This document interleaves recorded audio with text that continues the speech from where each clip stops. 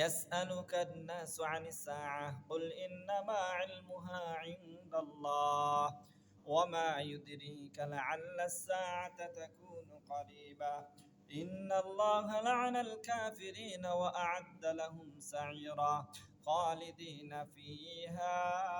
أبدا لا يجدون وليا ولا نصيرا يوم تقلب وجوههم في النار يقولون يا ليتنا أطعنا الله وأطعنا الرسول وقالوا ربنا إنا أطعنا سادتنا وكبراءنا فأضلونا السبيل ربنا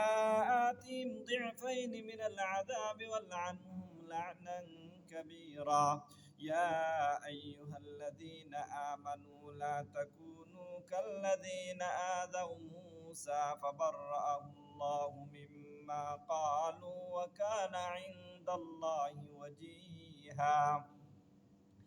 يا أيها الذين آمنوا اتقوا الله وقولوا قولا سديدا يصلح لكم أعمالكم ويغفر لكم ذنوبكم ومن يطع الله ورسوله فقد فاز فوزا عظيما إنا عرضنا الأمانة على السماوات والأرض والجبال فأبين أن يحملنها وأشفقن منها وحملها الإنسان إنه كان ظلوما جهولا ليعذب الله المنافقين والمنافقات والمشركين والمشركات ويتوب الله على المؤمنين والمؤمنات وكان الله غفورا رحيما صدق الله العظيم